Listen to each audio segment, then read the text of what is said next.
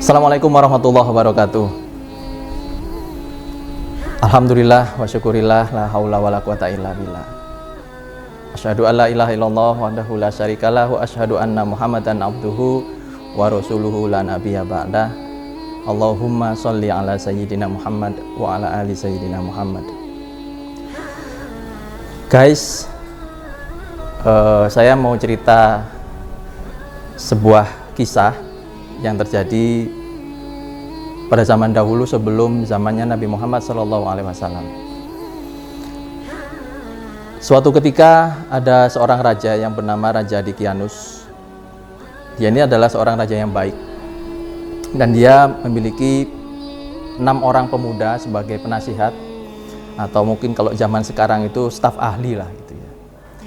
Yang mana setiap kali sang Raja Dikianus ini hendak mengambil sebuah keputusan, ingin melibatkan ke-6 pemuda ini, karena mereka adalah anak pemuda yang sangat pintar, dan yang lebih penting adalah mereka adalah ke-6 pemuda ini, mereka semuanya adalah taat beribadah kepada Allah Subhanahu wa taala. Sehingga setiap kali pemikiran, langkahnya itu selalu dibimbing oleh Allah untuk membuat suatu keputusan yang benar bagi rakyatnya. Karena sang raja ini selalu dekat pada rakyat, setiap kali membuat keputusan selalu berpikir untuk rakyat, maka si rakyat ini kemudian lama-lama semakin mengagumi dan menyanjung pada sang raja. Sehingga pada suatu ketika, pada suatu saat, karena sering disanjung, tidak terasa bahwa raja ini merasa kemudian angkuh dan sombong. Sampai pada suatu titik bahwa Raja Dikianus ini mengangkat dirinya sebagai seorang Tuhan, karena sering dipuja, diagung-agungkan oleh rakyatnya. Sementara ke-6 pemuda sebagai staf ahlinya itu sering menasehati bahwa ini adalah sebuah tindakan yang tidak baik. Namun kemudian singkat cerita, si raja ini merasa tidak nyaman dengan nasihat-nasihat dari ke-6 pemuda staf ahlinya ini, sampai pada kemudian dia membuat suatu keputusan bahwa besok ke-6 pemuda ini yang tidak mau menyembah saya, kata raja, akan saya eksekusi atau saya bunuh.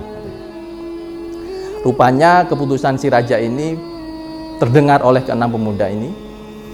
Pada suatu malam, ke-6 pemuda ini kemudian memutuskan untuk melarikan diri dari kerajaan supaya tidak dibunuh oleh si raja dan tentaranya.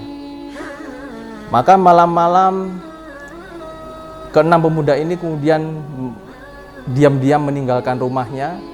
Mereka meninggalkan pangkatnya, hartanya, sebuah fasilitas yang telah selama ini mereka nikmati, demi mempertahankan keimanan untuk tetap beribadah kepada Allah Subhanahu wa taala. Dalam pelariannya mereka bertemu dengan seorang penggembala. Penggembala ini kemudian ditemani oleh seekor anjing. Penggembala ini kemudian menolong ke-6 pemuda ini, karena penggembala ini tahu bahwa ke-6 pemuda ini adalah staf ahli si raja yang sedang dalam pelarian. Maka diajaklah ke-6 pemuda ini masuk ke dalam sebuah gua untuk bersembunyi di sana. Mereka dalam keadaan ketakutan. Jadi 6 ditambah 1 akhirnya menjadi 7 orang pemuda ditambah 1 ekor anjing bersembunyi di dalam sebuah gua. Sampai kemudian malam mulai menjelang, mereka semua dalam keadaan ketakutan. Tidak sempat membawa bekal makanan atau minuman. Ketakutan. Mengapa ketakutan? Karena mereka akan dibunuh. Kalau ketahuan mereka ini sedang bersembunyi di situ, maka tentara ini akan datang kemudian membunuh ke-7 orang ini. Di dalam gua itu mereka senantiasa berdoa, memohon kepada Allah supaya dimudahkan segala urusan, supaya mereka mendapatkan pertolongan dari Allah Subhanahu wa taala. Ketika menjelang pagi, matahari mulai bersinar begitu, mereka kemudian merasa lapar. Maka diutuslah salah seorang dari mereka ini masuk kembali ke dalam kota untuk membeli makanan dengan membawa ya mungkin beberapa keping uang untuk membeli roti di pasar. Singkat cerita, Salah satu dari mereka keluar dari gua secara pelan-pelan sambil tengok kanan tengok kiri, supaya apa? Supaya nggak ketahuan. Ya. Sampai di pasar mendapatkan roti, dibayar dengan uang. Begitu uang ini diterima oleh si pedagang roti, kaget itu pedagang rotinya itu. Mas bro, katanya, uang sampean ini tidak laku, katanya. Jangan sembarangan sampean nuduh, katanya. Kok bisa nggak laku? Iya, katanya, kata pedagang ini. Uang sampean ini sudah expired. Uang sampean ini umurnya sudah lebih dari 300 tahun, katanya. Yang bener. Ya. Jangan main-main. Itu sampai ribut akhirnya. Ribut itu di pasar itu. Kenapa? Karena si pemuda merasa bahwa uangnya ini laku, sementara si pedagang merasa bahwa uangnya ini sudah nggak laku. Ribut itu, akhirnya datanglah aparat gitu. Jadi kalau sekarang itu mungkin ya apa, Satpol PP atau polisi gitulah datang melerai. Ribut-ribut, ini uang nggak laku dan lain sebagainya. Nggak mungkin nggak laku, orang tadi malam saya masih bisa pakai kok. Kemarin saya masih bisa pakai uang ini. Akhirnya si salah satu pemuda ini dibawa ke kantor, diinterogasi di sana. Saya main tahu ini uang sudah nggak laku. Bingung kan? Semua orang yang ada di sekelilingnya itu mengatakan bahwa uang ini sudah nggak laku, sementara dia kekeh. Tanya lagi, sampean siapa? Akhirnya dia sudahlah nekat aja. Dia ngaku, saya ini sebetulnya adalah staf ahli raja, katanya. Raja siapa? Raja Dekianus, katanya. Hah? Katanya orang. Raja Dekianus itu sudah meninggal, sudah mati 300 tahun yang lalu, katanya. Kaget dia. Mana mungkin, orang baru kemarin saya itu masih ketemu, katanya. Akhirnya disut. Coba kamu di mana rumahnya, katanya. Di sana. Maka pemuda ini ya dikawal oleh tentara, oleh polisi atau apa, semua aparat itu, aparat dari kerajaan, semuanya mengawal si pemuda ini datang ke rumahnya. Ini bener rumahmu? Iya, saya tinggal di sini, katanya. Diketok rumahnya itu. Tok. Keluarlah seorang yang tua sekali. Umurnya sudah mungkin lebih dari 90 tahun. Jenggotnya putih, rambutnya putih, semuanya putih. Ditanya, ini rumahnya siapa? Oh, ini rumah saya, katanya. Kamu tahu, katanya, tentara ini, anak muda ini ngaku bahwa dia tinggal di sini, katanya. Si kakek ini yang rambutnya putih, tanya, sampean siapa, nak? Dia sebutkan namanya. Nama saya Tamlika. Kaget si kakek ini. Loh, Tamlika. Tamlika itu nama kakek buyut saya. Dia menghilang, katanya, 300 tahun yang lalu. Masya Allah. La haula wala quwata illa billah. Semua orang heboh gitu. Dan satu orang di antara penduduk-penduduk yang ikut itu menyaksikan, mengatakan, ini loh yang dikatakan Nabi Isa bahwa akan ada orang yang hilang selama 300 tahun kemudian bangkit kembali. Jadi heboh akhirnya. Ternyata betul apa yang dikatakan oleh Nabi Isa alaihissalam dalam kitabnya, kitab Injil, bahwa ini loh kisahnya seperti ini. Dan itu terbukti. Kemudian si pemuda ini ditanya lagi, kamu tinggal di mana selama ini? Oh, saya ada di gua sana bersama dengan 6 orang teman saya. Coba tunjukkan. Akhirnya orang-orang pemuda masyarakat di kota itu berbondong-bondong mengeluh-elukan.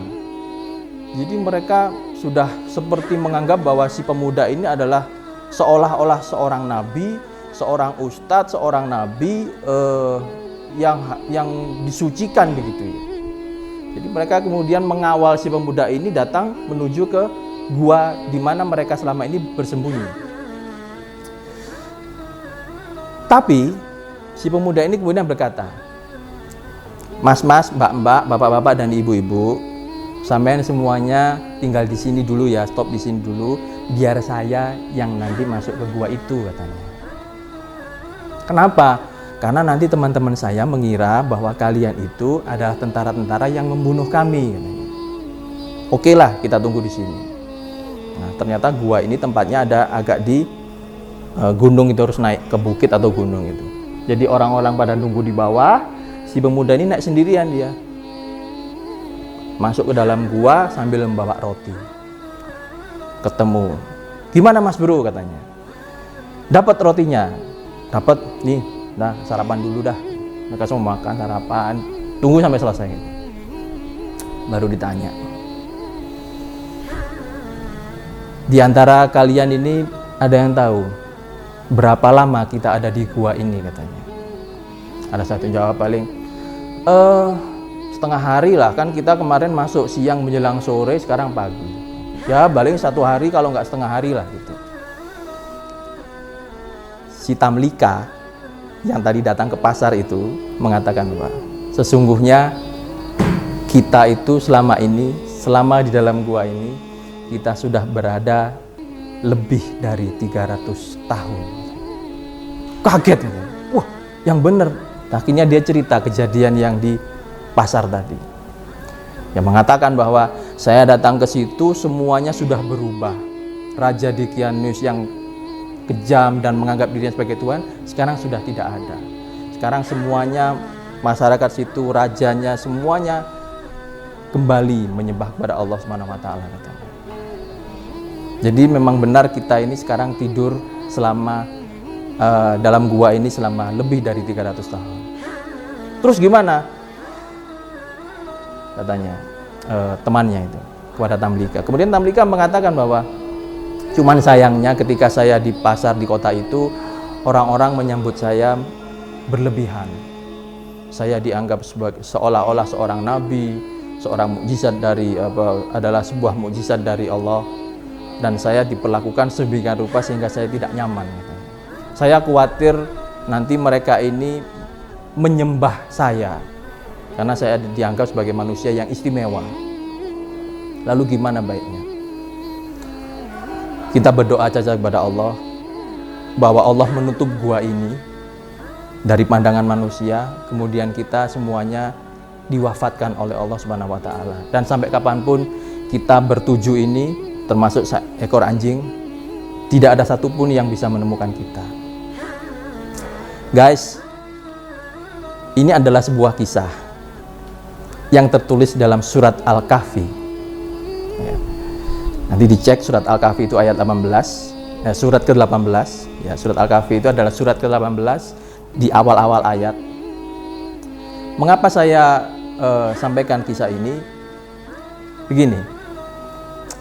Ada beberapa, tentu saja ada banyak hikmah dari kisah-kisah itu yang mungkin kita bisa sampaikan. Tapi saya tidak mungkin menyampaikan ini secara semuanya karena kita keterbatasan durasi.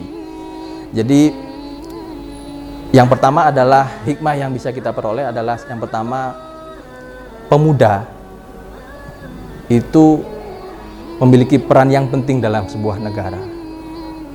Ya. Jadi kalau kita mengingat sejarahnya Rasulullah, Nabi Musa, Nabi Ibrahim, itu mereka semuanya awalnya banyak dibantu atau bahkan mereka berperan ketika mereka masih muda. Yang kedua, betapa pentingnya beribadah kepada Allah Subhanahu wa taala. Ya. Yang ketiga, ketika mereka dalam keadaan kesusahan, berbagai macam masalah, ketakutan dan lain sebagainya, mereka tetap ingat kepada Allah Subhanahu wa taala. Dan ada sebuah doa ya, yang tertulis di dalam surat Al-Kahfi ayat 10. Nanti bisa dicek surat 18 ayat 10. Al-Kahfi ayat 10. Doa ini selalu dibaca berulang-ulang oleh ketujuh orang pemuda ini. Dan ini kemudian disampaikan oleh Allah, ditulis kembali dalam Al-Quran, diajarkan kepada Nabi Muhammad, kemudian Nabi Muhammad mengajarkan kepada kita semuanya. Apa isi doanya? Rabbana atina min ladunka rahmah wa hayyi lana min amrina rasyada. Rabbana atina min ladunka rahmah wa hayyi lana min amrina rasyada. Artinya, ya Tuhan kami, berikanlah rahmat kepada kami dari sisi Engkau, dan sempurnakanlah petunjuk yang lurus bagi kami dalam segala urusan kami. Ya, tentu saja ada sebuah proses ketika doa itu diterima dan dikabulkan oleh Allah Subhanahu wa taala. Yang pertama yang jelas bahwa pemuda ini semuanya selama masa hidupnya selalu beribadah, rajin beribadah kepada Allah Subhanahu wa taala. Sehingga ketika mereka berdoa, doa itu dijawab. Dan ingat bahwa jawaban doa Allah itu terkadang di luar nalar kita. Seringkali, bukan terkadang, seringkali di luar nalar kita. Di luar nalar kita. Kita akan berpikir bahwa seandainya Allah itu mengabulkan doa pemuda ini, maka bisa saja Allah akan menurunkan azab kepada kota tersebut, semuanya dihabiskan, terutama kepada Raja Dionysius yang tadi itu. Raja Dikianus yang tadi yang jahat tadi itu. Itu logika kita. Tapi Allah bekerja menjawab doa pemuda ini dengan cara yang di luar nalar kita. Apa? Mereka ternyata ditidurkan selama 300 tahun lebih 9. Nah, mengapa dalam Al-Quran dituliskan bahwa itu 300 lebih 9? Mengapa begitu? Kalau menurut hitungan Masehi, maka mereka tidurnya selama 300 tahun. Tapi kalau menurut hitungan Komariah, Hijriah, itu mereka tidurnya selama 309 tahun. Makanya Qur'annya berbunyi bahwa 300 tahun ditambah 9. Bukan murni 309 tahun, tidak. Tapi 300 tahun ditambah 9. Karena ada dua perbedaan hitungan. Satunya menurut kalender Samsiah, satunya menurut kalender Hijriah. Kalender Samsiah itu yang seperti Masehi sekarang ini, Januari, Februari, Maret, April, dan seterusnya. Nah, kalau kalender Komariah itu yang Muharram, Sofar, dan seterusnya itu. Ya.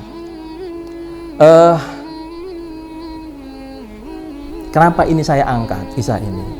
Begini guys, kita ini sekarang dalam kondisi pandemi COVID-19, di mana segala upaya manusia, ikhtiar kita, itu sepertinya kok tidak pernah efektif.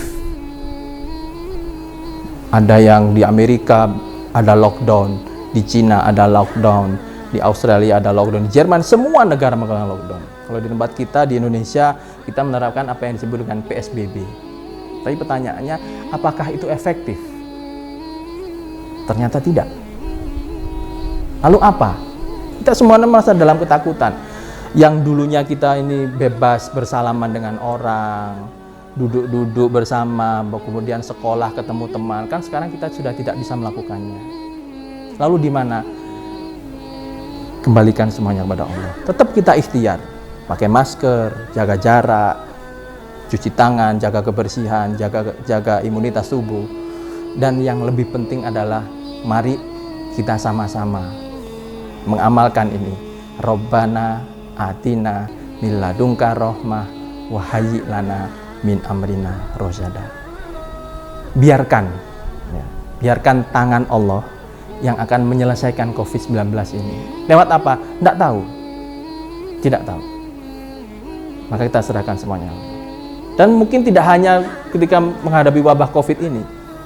Mungkin kalian ada yang punya masalah dengan orang tua, ada masalah dengan keuangan, ada masalah apapun yang membuat kita ini merasa galau, kemudian stres, takut, kecewa, dan lain sebagainya. Allah Subhanahu wa taala jalan keluarnya. Rabbana atina min ladunka rahmah wa hayyi lana min amrina rasyada. Terima kasih. Assalamualaikum warahmatullahi wabarakatuh.